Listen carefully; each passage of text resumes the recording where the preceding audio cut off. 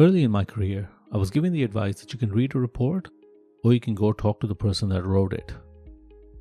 It has taken me a while to realize that most of the time, you will learn far more by talking to someone.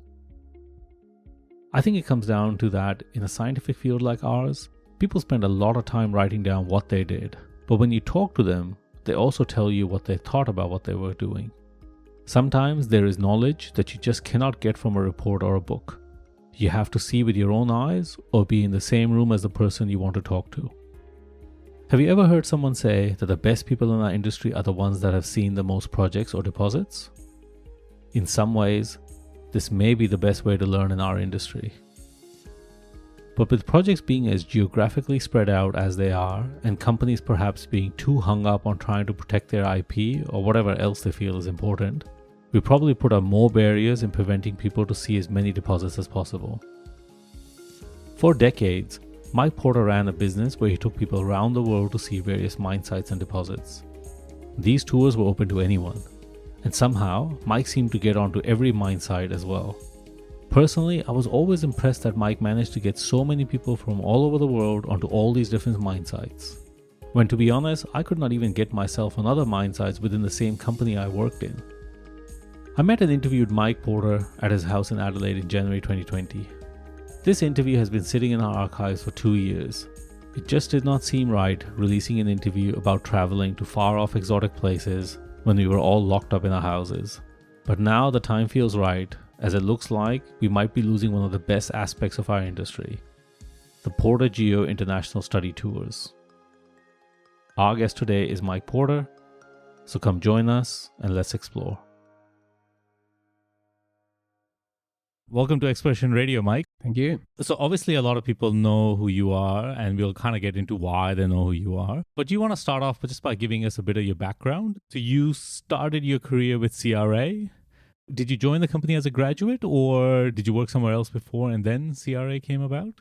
No, I was doing a degree at the University of Adelaide, and I did my honours thesis on the the structure of the Mary Kathleen ore deposit, which was a CRA mine. Okay. And at the end of the year, I was offered a job by CRA. Those are the days when you had real jobs, and I was offered 2 jobs at that stage, and I accepted the CRA job.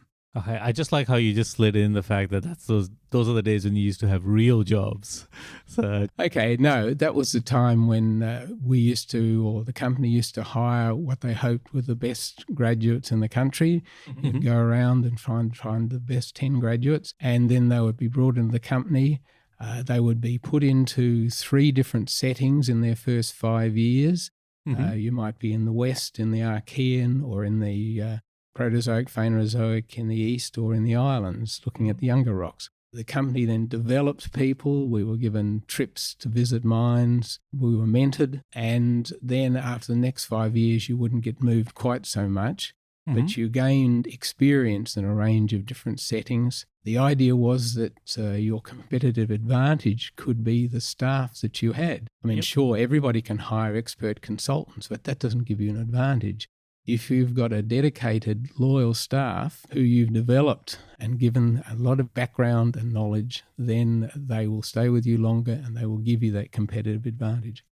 So was part of that, what you just said, part of the ethos of what made CRA such a good company in that sense? From both sides? Yeah, like people seem to hang around in CRA for a long time. I mean, you yourself stayed with the company for a long time. I was in nearly 27 years, yes, until there was no more CRA. So do you think that there was this acknowledgement within the company that that's how they should essentially structure the company or incentivize people to come and join and stay in the company? Well, I think it was realised very early in CRA's existence that exploration was the lifeblood. If you're a mining company, you're exploiting a wasting asset, and you must replace it before it goes, before it's gone. So exploration was a very important aspect of that. The other thing too was not the effect of the boom and bust cycle that you might have in a lot of companies, because if prices went down, then you reduce the level of work you were doing. You do more generative work, more regional work. not so much drilling. You might remove one or two people who are lesser performers, but only at that level. and then take up the ground that everybody else dropped and continue work on that. You might do things like, for instance, in your earlier podcast on the Craystar, you mentioned Ken Phillips. At that stage, the company had been looking for porphyries on a sort of a Nevada or Arizona model in Eastern Australia. Ken realised that things that occurred in the islands, as in the Philippines, had porphyry affiliations, went and looked at that. So that was a relatively cheap thing to do, to go and study those deposits. And having studied that, he realised the same environment happened in New Guinea. They went to look at the open file reports and recognised the Kieta gold mine and went and there was Bougainville. So that was a chance, that was an example of where you were spending on the low level but doing quite valuable work. But I guess the key that you're saying there is the fact that you retained people during the downturn. You didn't have this cycle where, people, I guess, weren't traded as a commodity where things went down, you got rid of them, and then you just hired more when times were good. Well, when you do that, metal prices start going up. Everybody says, gee, we better get into copper or start exploring again. Let's go and find some geologists. Whereas then you're competing with everybody else in the market for people who don't have experience. Whereas if you've kept your staff and you've worked on those commodities through that period and you're ready to go with something. I mean, there's the money aspect or the aspect of, I guess, finding people and grabbing them. But it's also the aspect that if you keep people, you allow them to develop. You develop this legacy kind of information, which can then be utilized different ways as well. I mean, you bring people through, you have succession plans, but you also bring people in at various levels from outside so you don't become too inbred. Yeah, that's a good way to put it. So you stayed with CRA for a long time. You worked mostly in exploration, but you also did other roles, like you were saying, you kind of moved around a little bit. Was part of your role as a generative geologist came about because of these downturns? Is that part of the reason why you moved more into a generative role? No, not really. I mean, I joined in 1969 and I was running projects, field exploration up to chief geologist level, right through until about 1990. And at that stage, to move further, I was a general manager in the CRA scheme of things at that stage. To move further, you had to move out as a manager into other parts of the corporation. Because by the time you got to group executive, you had to have experience in a range of aspects of the company's operations to be able to run the company in a collegiate manner. Yep. So it came to the point then I had a choice of I could go off and be IT manager at Queensland Alumina or logistics manager at Hamersley Iron or something like this. But I'd spent all those years learning geology, visiting mines, exploring. So my strength was in geology. So I sort of forsook that role of climbing further up the tree through as a manager, but rather remained as an experienced geologist. As more of a technical person. As a technical person. Yep.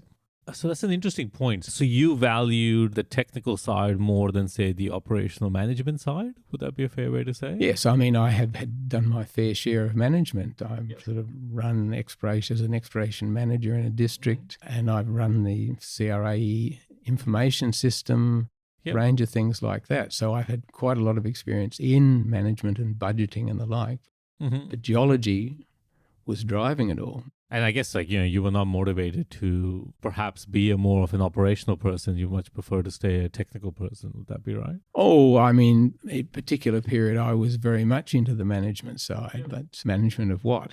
Yeah, that's a good point. So part of the reason why we're talking about your career in CRA is because it was during your time in CRA that you started doing these tours around where you would go and visit different deposits in different regions. And that obviously leads you to the work that you do now where you run these tours. But I guess the reason why we're talking about CRA is how did the concept of you traveling around and looking at these deposits come about? I mean, what was the purpose behind them? How did that whole thing come about? Well, I suppose the first part to it was that although I had visited lots of mines, as most of my colleagues had in the company, in 77, 78, I got selected for the RTZ World Study Group. Mm-hmm. And basically what that was that one geologist was selected from somewhere in the group, whether it be TSA or Brinco or CRAE or Rio Finex, and put in London for 12 months and given a commodity or a commodity grouping to make a geological story of worldwide. So I was given tin and tungsten, and I went to something like 65 operations in 24 countries on 5 continents in that year. And that started me off background into world geology and how to get visits and a whole range of things like that. So the question I obviously have there is, was it you that decided to go and visit 60 some odd deposits, or was it something set up in CRA that they encouraged you to go do it? No, well, I was selected as a nominee Mm-hmm. from Australia. And I was put in London and I was told this is how it worked. So I went to probably a few more than most of the others. Yeah, I guess that's the point I'm trying to get to is, was it a part of your personal drive to go to 65, or was it a kind of a blanket rule that you do this year job in London, you have to go see 50 plus or whatever it is? Oh, no, it wasn't that. Some people may have done a lot more literature work. They may have concentrated on, so for instance, the preceding tour had been on lead zinc. Mm-hmm. They're sediment-hosted lead zinc, so there aren't that many sediment-hosted lead zinc. Mm-hmm. But tin and tungsten, they're all over the world.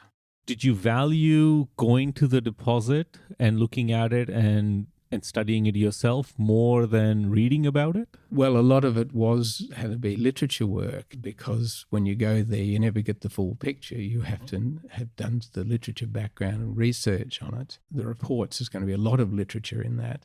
Mm-hmm. But then it's getting the field truth for what you have read. Yeah, that's right. I guess the line of questioning really is trying to dig into the fact that, I guess my personal belief is that it's always easier to go talk to the person that wrote the report rather than read the report.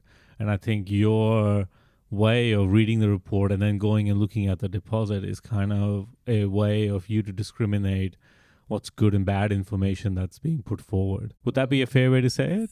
This was before the days of the internet, of course, and there was, let's say the Bolivian tin deposits, there was very little written about those. And then when you got there weren't people that were mine geologists in quite the way that we might expect to see them here in Australia. Or if you went to alluvial tin deposit in the Kinta Valley, mm-hmm. or on the Jos Plateau in northern Nigeria, you had to really almost start from scratch, or going up looking at alluvial tin in Rondonia in the headwaters of the Amazon.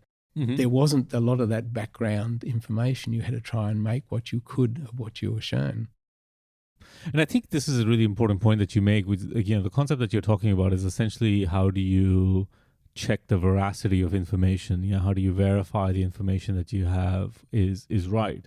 In your era, perhaps you didn't have the availability of information, but the problem is still the same. Like now I think with internet we have more information, but checking the veracity of the information and knowing what's right or what's wrong, it still requires some level of due diligence, call it whatever you want to call it.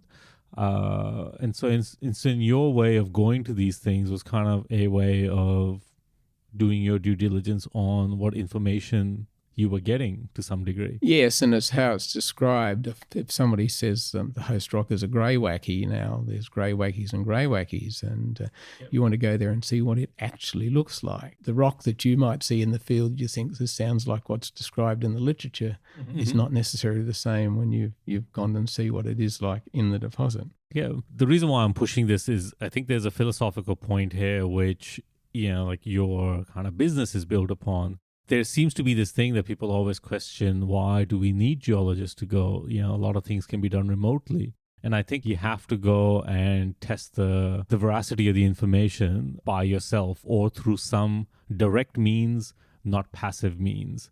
So the value, and we will talk about your business, but I think the value of your business really is built around that fundamental point. So some people question it, but the real reason I think why it might be important is because of that reason. As I was saying, I'll probably say later, you need to look at the rocks and understand those rocks. Things are described in very general terms. I mean, if you look at the USGS database on ore deposits, it's just got ore minerals, chalcopyrite, bornite, alteration minerals, sericite, K feldspar. Mm-hmm. But you need to describe that. You need to see it. You need to know what that really means, what it looks like in that context. If you're looking at a sandstone uranium deposit, what sort of sandstone is it? What sort of porosity is it? What color is it? Mm-hmm. That's not something can be readily recorded. Yeah, and I think that's exactly the point. So let's step back now. So you were doing these, let's call them mine tours for the sake. But that was just a 12-month period. Yep. So what happened after the 12-month period? So once you finished, did you go back to whatever your day job was? What happened after that? Oh, I came back and I was based in Tasmania looking for, believe it or not, tin and tungsten. Excellent. But then in 1980, we did a very interesting exercise because at that stage, CRA realized that China was emerging and China was going to be a big market in the future. So the company sent a number of delegations to China, which were technical delegations to give advice and exchange information and help the Chinese develop their own mines. And the aim of this was to build up a trust and connections between China and CRA. Mm-hmm. And I went with a group of people, including Dave McKenzie and others who you've met. And we went in at Guangzhou and we looked at a whole series of mines all the way up to Beijing. Mm-hmm. I was there for my tin and tungsten expertise. And so that was another very interesting little exercise. And of course that paid dividends to CRA in terms of building markets and trust they had hoped it would. So that was, I guess, the second manifestation of this kind of touring around and checking things out. Did you subsequently do it more and more in CRA after this time? No, not necessarily, because after that I was given the job of setting up an information system for CRAE. So I sat looking at computers and getting involved with writing software and encryptors and modems being set up in offices around the country and putting computers in refrigerated rooms and all this sort of thing, and building databases. So when you left CRA, was that the job that you were doing when you left CRA at that time? No. When I finished that, and Lynn and I had taken 6 months off traveling the world, and then I was given this more generative job that started with, we had just found Century, and the aim was to look to see if there was other centuries in the data that could be looked at. And I expanded this more in terms of what would be now called, I suppose, expert in ore body knowledge. And so then I was looking at more generative work from end of 1990 onwards. And as part of that, there was lead, zinc, and there was copper and a range of other commodities. And I went on trips around the world to look at examples of those deposits, looking for connections, things that are of interest. For instance, in Carlin-type deposits, you have decalcification of the rocks, which has a lot to do with the emplacement of gold. But then in so-called Mississippi Valley types, you have solution collapse and a range of things like that. So, I might go to Carlin and go to one of the Mississippi Valley type deposits and look at what was common, what you could learn about processes. And the concept there was that ore deposits aren't a matter of a set of little models, 23A and 23B, that you sit in boxes, but there are processes of rocks, structures, textures, chemical reactions that all interact to produce a unique example related to a number of processes, and understanding the currents of ore from that type point of view.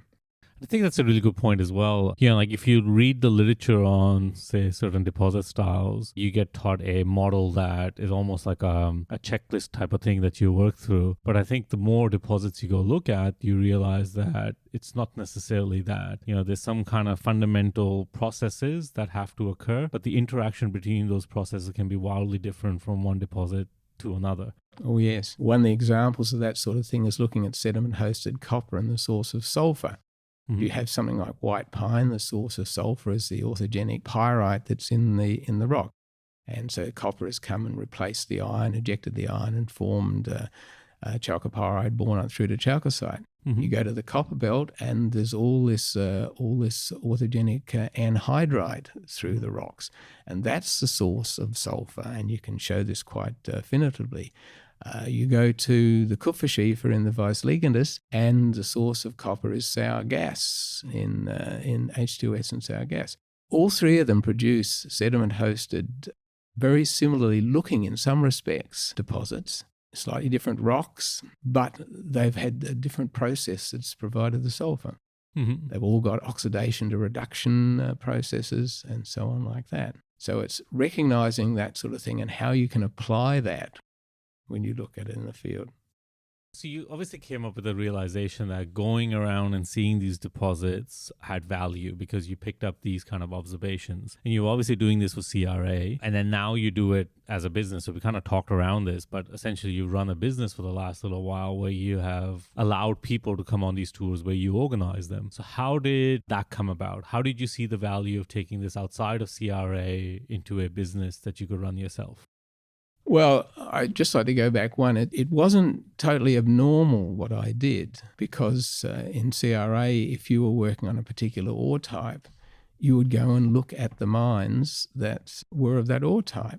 Mm-hmm. So if we're interested in sediment-hosted lead zinc deposits, well, everybody would go to Mount Isa, for instance, or MacArthur River. People might go off to Sullivan, Red Dog, and deposits like that, and go to deposits in Germany and Ireland. So that was not unusual. I was doing nothing abnormal through much of that period. Probably what was a little bit different was that when I started doing this work from 1990, the more generative work, and there were other people doing similar work, I did a few more visits and longer trips. And the other things is the group geologists saw benefit in sending their staff along with me rather than sending separate visits at different times. Mm-hmm. So if I was going to a series of deposits, then they would pick the geologists who would most benefit for that and put them on the visit with me. So who used to organize these trips? Did you do it? Was there a team of people in CRA? No, I mostly did it myself. But the thing was that, like with the World Study and with that, CRA was part of the CRA RTZ worldwide group. Mm-hmm. I mean, there was RTDM in Brazil, there was Rio Tinto, Rio Phoenix in Chile, there was RTSA in South Africa, there was Brinco and Rio Canex, etc. in Canada, there was US Borex in the US, and so on and so on. So there were people there who had the contacts. So you could use the worldwide RTZ CRA group of contacts to get you into deposits.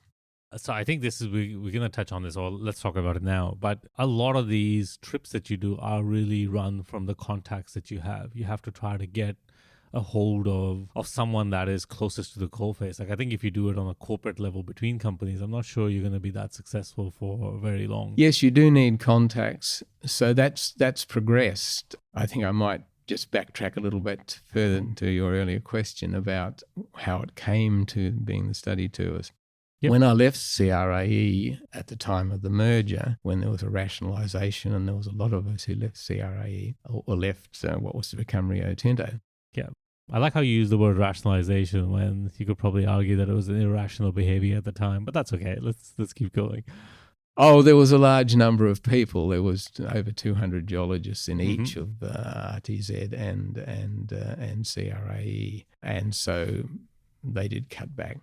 I had run a number of these tours with CRAE. Some were particular for what I wanted to do. Others were I might be approached by parts of the group to say, can you organise a visit? Say the iron ore group wanted to go and look at iron deposits in the Ukraine, Kruvoy Rog and the KMA in southwestern Russia and Kiruna and so on like that, where they'd asked me to organise that for them and lead it, which I did. But it was fairly well established after about 5 years of doing this. And when I left, one of my colleagues, Bob Smith, who was the chief geophysicist, said to me, well, why don't you continue doing this as a separate business? And I think in discussion, the AMF was mentioned and the Australian Mineral Foundation, which was a industry body that had been in existence since 1972. And provided courses, a lot of courses. So I approached the AMF and they accepted the concept. So what role did AMF play in that? Did they just provide you the funding to get up and running, or? No, I had an office in their building, and I was paid initially sort of consultants' rates to run this. And the first year I ran 3 deposits, Archipelago 97, which went to major porphyry and epithermal deposits in PNG, Indonesia and the Philippines. Mm-hmm. And then we did Archean gold and went to look at Archean gold deposits across North America and Southern Africa. Okay. And then we did Ausgold, which was looking at Australian gold deposits with 2 charter planes bombing around Australia from mine to mine. And that more or less established it. From the AMF, I learned a bit more about running courses and financing and maybe more the business side of how to... More of the business side. I mean, obviously I had a lot of experience in budgeting and those types of things because I had to budget my other tours that I did. But it was really how to deal with and market and arrange things. So I had the weight of the AMF behind me because any mine you went to would be owned by a member. Within Australia, it would be owned by a member of the AMF. And AMF had an international reputation. Everybody knew who AMF was. People came from across the world to go to AMF courses. Mm-hmm. So if I went to somebody in Canada, they would know I wasn't just a stranger, Mike Porter. I was a representative of the Australian Mineral Foundation. So do you think your tours would have been able to be done early on without the support of the AMF? No. Yeah, I mean, I think it makes sense. Like you need some, I'm not sure what the right word is, but credibility when you approach these individuals about that you're just not bringing a ragtag group of 20 people from wherever. It's under a banner that people recognize and are comfortable with. That's right. But by the time the AMF went into liquidation, I was established and people knew who I was. Yep. I had people that had come on tours who then I could approach and ask for visits to their mines. Mm-hmm. And in some cases, they were willing to try and outdo what they had got so that they could provide a better tour than they had been given as almost a reputation for their company. So how many years did you do it under the AMF banner? It was 15 tours from 97 to the end of 2001. Wow. Okay. And then, so were there any challenges in then you not being able to do it under the AMF banner, or? Not really. It's just I didn't have to give a share of the profit to the AMF. Fair enough. I guess one of the points that I find interesting about the fact that you run these tours for so long is that you have run it for so long. So, like, you say that like a lot of these tours were based on relationships that you had. But as we know, people are transient in this business, in this industry. So they move on, and hence your ability to probably reach the same person at the same mine site over time will diminish. I guess the obvious question when I look at your business or what you've done is, how do you manage to get to sites time after time when the same people aren't there anymore? These days, most people you approach know who I am. Mm-hmm. And I had a recent case where I rang somebody up and said, I'm Mike Porter and I do this. And I said, I know who you are, Mike, but I hadn't met this person. I had rung his boss because I'd got his boss's name from LinkedIn. Yep. And his boss's secretary put me on to this bloke. Yep. And he knew who I was. And of course, we'd get a visit. Yeah. Okay. So does it take you much to convince people? I mean, sometimes it does, but mostly when I plan it, there'll be fallbacks. Mm-hmm. And if I get knocked back on one, I'll go to my fallback. That's part of the plan. Yep. It doesn't take a lot of convincing. I mean, I have a standard letter variations on a standard letter that I send people. Mm-hmm. And part of the aim of that is I'll say things like course participants are usually practicing mid to senior level geologists, exploration managers from a range of companies from around the world. Participants normally possess complementary knowledge and experience that we encourage them to exchange with our hosts, technical staff during visits, and we believe such discussion, interchange of information, ideas among peers is essential to learning, particularly from the party with the breadth of international experience we normally attract. Mm-hmm. Our aim is that it will be of benefit not only to us, but to our hosts.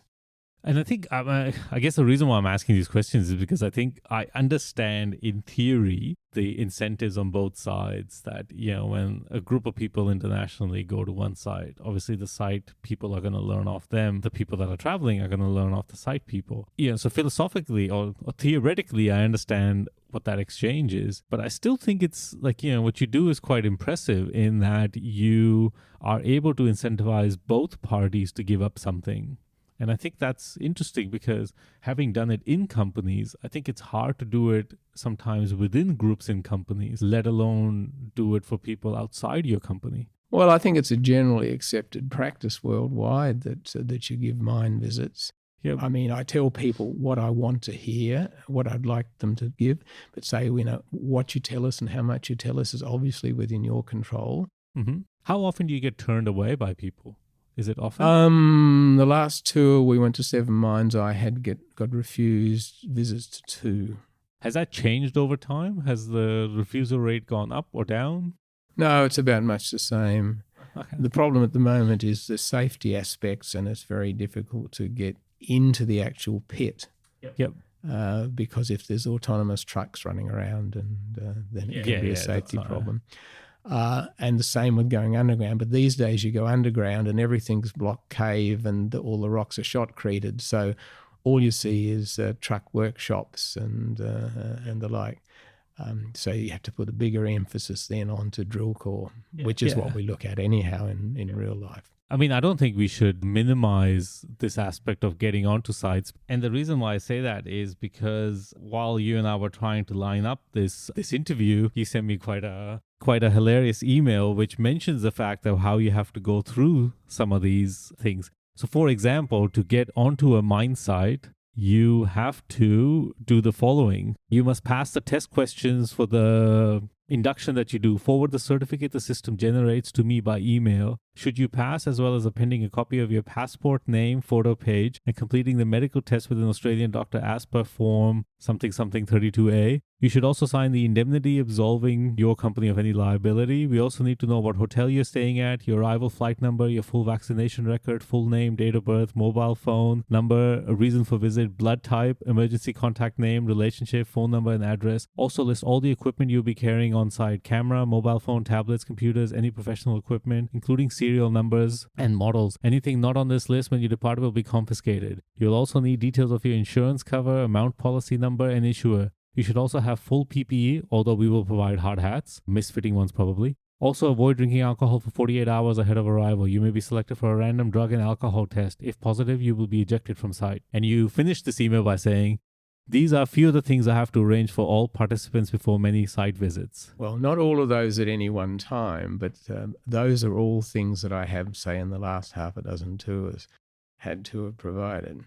Yeah, so on face value, it seems like this should be an easy thing, but it's surely gotten more and more complicated over time thanks to the overzealous safety record that we seem to have on sites now. Oh, it takes up a lot of time.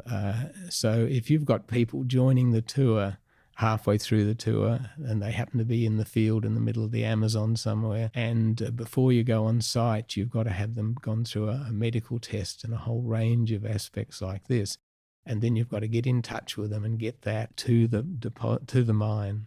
Yep. It takes a lot of effort. My tour the year before last into the Andes, I was getting some nights 1 or 2 hours sleep while I was trying to organize all of these factors. Let me just ask the follow-up is, how many people work in the global headquarters of Porter Geo Consultancy right now? There's the CEO, yep, and there's a part-time worker. Yep. So it's basically, I mean, you're running this on the smell of an oily rag, really. So when you're doing it for normal tours, what, 20 people, 15 to 20 people, something like that? Oh, yes, it varies, that sort of number, yeah. Yeah, so let's say average 20 people. That's not an easy undertaking trying to take that group of people around to all these mine sites. No, and there's always there's a drama, and there's always a drama in every tour. Yeah, so let's hear some like horror stories about some of the tours. Like I mean, immediately the fact that your tours aren't exactly, I would say, they're not a very linear path from a travel perspective. You go from one continent to another, you're traveling quite a lot. So the capacity for things to go wrong is probably pretty high. Yes, that's right. I suppose one of the most persistent one was in Nickel 2000, where we were lining up to get on the bearskin flight from Sudbury to Toronto. Mm-hmm. Because we had to make a connection through to Montreal, and next morning we had to take the bi-weekly flight to Kuujjuaq in northern Quebec. And we were supposed to depart at 7:30, and after many delays at 11 o'clock, they told us that the flight had been cancelled. Mm-hmm. So I did what I do in these cases is get one of the people on the tour, give them my bag, and then sprint to be the first one down to the desk to organise alternatives. And of course, the alternative was take the flight in 24 hours' time. Mm-hmm. I then had to impress upon them the money that was involved in this, charter flights, the people from all over the world who had paid top dollars to come on this tour, and we definitely just had to be in Toronto. So they checked with head office, and head office agreed to put 2 taxi buses on. So we then did the 5-hour drive from Sudbury to Toronto, and then next morning we caught the flight to Montreal, having then, of course, forfeited our hotel in Montreal. Yep. So then we got on the flight, that was fine, and we got into Kuujjuaq. There was a few dramas along the way, for instance, that we had in the rebooking. One of the people had not been rebooked on the correct flight, and then that was another set of arguments in Toronto to get her onto the Montreal flight. And then we flew up to Kuujjuaq, where we had a charter plane ready to take us out to Raglan. I had allowed extra time there because there's fogs at that time of the year, and we needed the charter flight to get back in to pick us up again to take us out to Kuujjuaq. And that was lucky because there was a fog, but we managed to get in, and as we came into land, we could see the flight sitting on the tarmac, and so that was a mad rush into the tarmac. Then the usual story, in one corner of the building, the terminal was taken up with a whole group of people changing out of their Arctic gear into more travelling gear, because we were then flying to Montreal, where we were going to catch the British Airways flight to London, where we had a few hours or 12 hours before we did the flight through to Moscow to go to Norilsk. When we got back to Montreal, we thought everything was splendid and we were all quite happy and the like. And just after we had checked in, they announced that the British Airways flight had been cancelled because Heathrow had suffered a loss of power on 2 consecutive days and was completely closed. So then I had to quietly go down and talk to the people and say that we really need to get there for the usual story again. And they got us on a Sabina flight into Brussels, and then on a British Midlands flight into Heathrow. When we got to Brussels, we thought we'd check on our baggage, and we found that half of our bags hadn't left Montreal. Do you mean the bags that had all your Arctic gear that you're going to need? Exactly. We were going to need it in Norilsk, where we were up in the high Arctic again, you see. So the British Midlands flight was cancelled also, but then we got to Heathrow and the whole of Terminal 2 was covered with bags. None of this security business or your bag cannot. So we were walking around trying to find our bags, but we never found half of them on that part of the trip. So then we had to set out next morning for Moscow. So we had to buy warm clothes, and there weren't any steel toe cap safety boots in at Heathrow. But buying these at the duty-free shops at Heathrow was an expensive little exercise. Not that people worried too much about steel toe cap safety boots at Norilsk, but nevertheless. So we got to Moscow and our bags never caught up with us, and we got to Norilsk and then we got back to Moscow and our bags still hadn't caught up. And they finally caught up an hour before we were due to get on the flight that was going to Helsinki to connect with the flight to Beijing. So in the end, did you make it onto the right flight to get to Norilsk? Oh yes, we got on the flight to Norilsk, all right. Without the sort of the gear we normally had, but yes, we did. The only consequence was that you just have a lot more white hairs to show for it along the process. Oh no, I mean this is one of the more extreme cases, but there is always things. I mean, we were in Mongolia, had just been to Oyu Tolgoi. And we were supposed to fly out of Ulaanbaatar at 11 o'clock into Beijing, 2 hours delay, and then a flight to Hong Kong, 2 hours, and a flight into Manila, overnight in Manila, and then this 6:30 flight out of Manila down to General Santos in Davao. Yep. And we checked in. It was a lovely day when we drove out to the airport, and we checked in, and we were airside. And one of the blokes said, "Have a look outside, Mike." And it was all white. There'd been a sudden dropping of snow, and the Air China flight didn't land. So they said the Air China flight would be back at 3 o'clock in the afternoon if the runway was clear.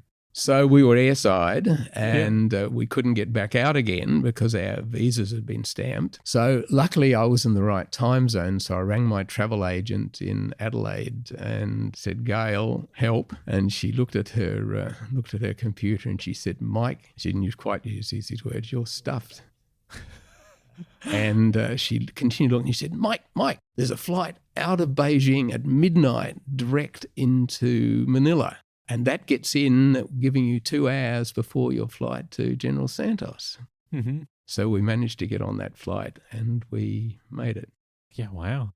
So have you ever had the situation of like someone being left in passport control or because they had the wrong visa? Or, I mean, is there a member of the Port of Mind tours that is still probably residing in some jail in Mongolia, Russia, or somewhere? No, there was one gentleman who we were flying from.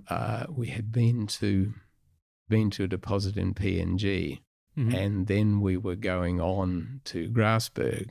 And so we decided to do the shortcut because normally if you're traveling, you've got to do, if you're going from Grasberg, say to Waipi Gulpu, you've got to go from Timika to Denpasar to Brisbane to Moresby and to Lae. Yep. So we had a charter and we were going to fly straight out of Hagen into West Papua. Yeah, which is also called the drug running corridor that basically goes Well, to get into Papua, you need, it's a very complicated process, which I won't go through here. It's not something where you just walk in. And you had to fly in through Merauke on the south coast. And the charter operator was very concerned because if anything is wrong with the paperwork whatsoever, the plane is like to be confiscated and everybody locked up. And that's serious. So we said when we got into Moresby, we first got on the plane before we went out to Lahire, you must have your correct visas, you must have your passport. And before we leave Hagen, the pilot wants to look at everybody's passport. We reiterated this several times during the trip. And then we got to Hagen and the moment came and there was a very senior gentleman from one of the mining company based in Australia who didn't have a visa. And we said, what did we say? And he said, well, I sent my secretary down and she was told by the embassy that you didn't need a visa for a short-term stay in Indonesia. Because the question she didn't ask was going to Papua. So we said, well, the Air Niugini terminal is over there. It's bye-bye. You're not going to Grasberg. That's brilliant. So now let's talk about the fact that you have just now completed what is going to be your last tour. It may be. It may be. Are you doing a John Farnham here where you're going to do a farewell tour every couple of years? I don't know. I may do a Manelli Melba, but... yeah. So why, is there a particular reason why you're hanging up the boots? Oh, the actual visits and the actual tour are fantastic and it's what I live for. But all of the other traumas that's involved with it, I can live without. Fair enough. So what's going to happen with Portageo Consultancy? Are you going to hand it off to someone else or is it going to stop at the same time you stop? Oh, what I plan to do mostly is maintain the Portageo database. That's something, it's a lot better than hitting little white balls around.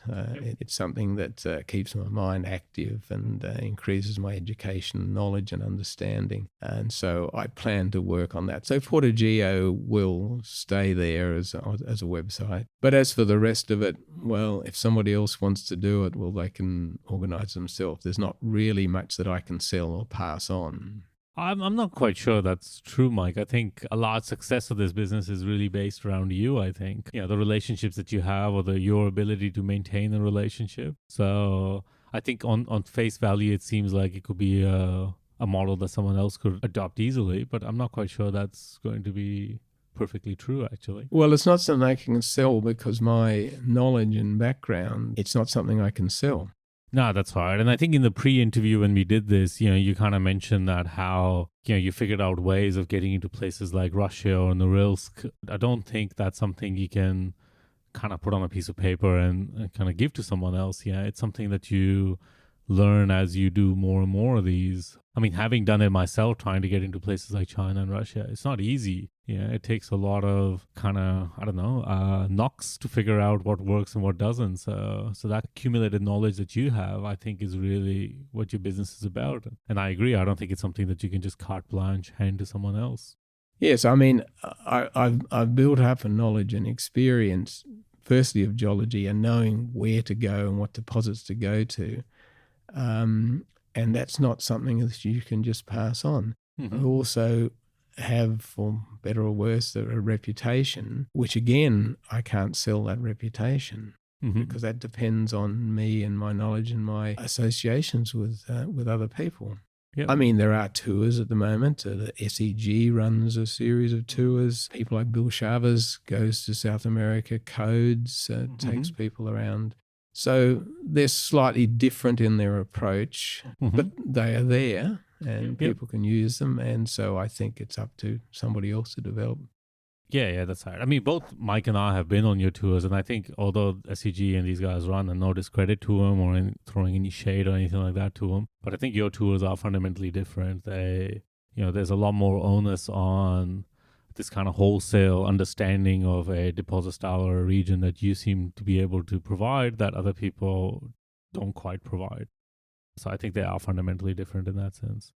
So in all these tours that you've done, is there a few set of overriding things that you've learned about, say, deposits or styles or geology, or what makes something, a good deposit, bad deposit, good operation, bad operation, things like that? What are, if I asked you to kind of name some of the common threads or common themes that have come through of having visited all these things, what would you say? As I sort of said to you in one of my emails, is my interest is not operational.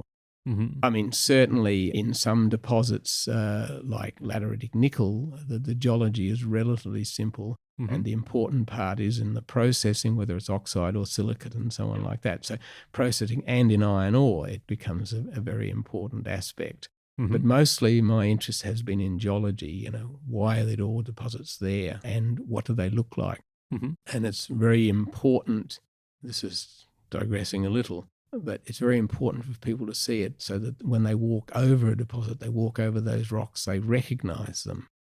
As for things I've learned, well, I suppose over the years, I've learned things that everybody knows now anyhow, but that's to do with the way the world has evolved and how mineral deposits fit within that.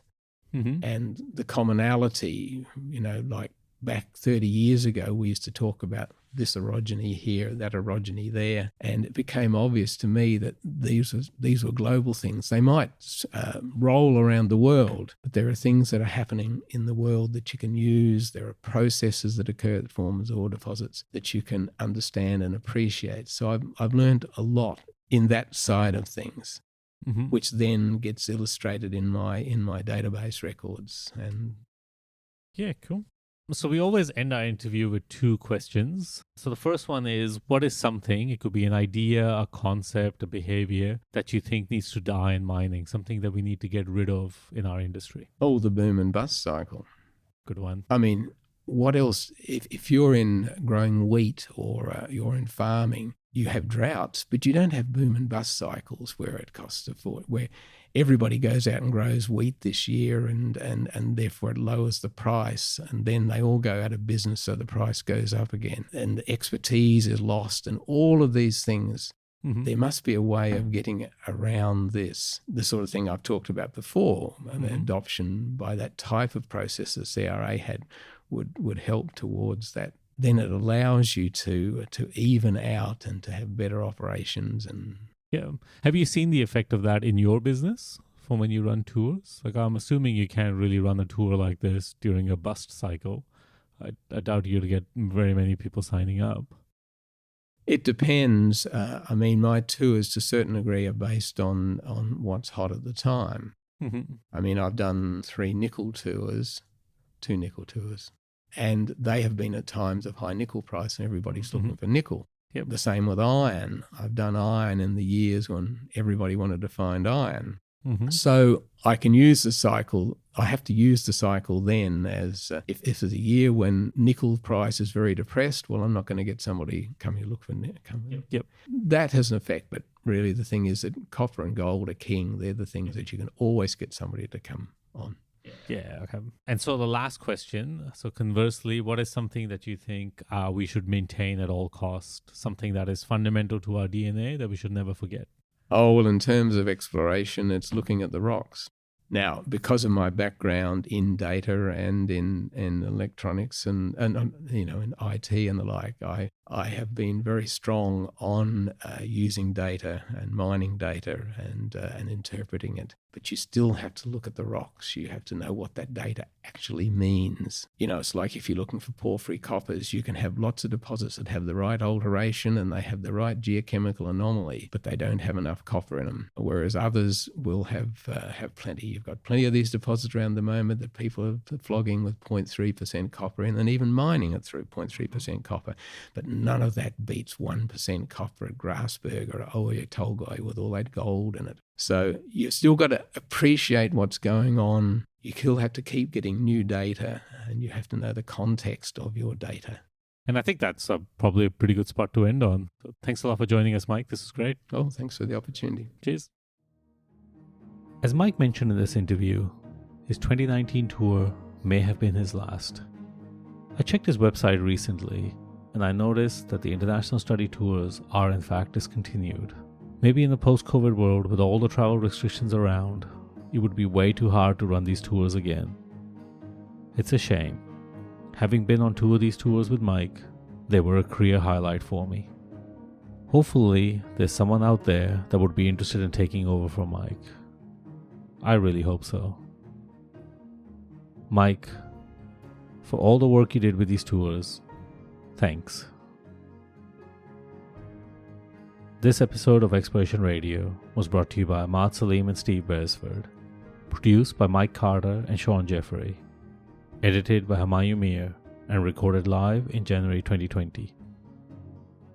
Exploration Radio is supported by the AIG, the One-to-One Group, and the Assay. Until next time, let's keep exploring.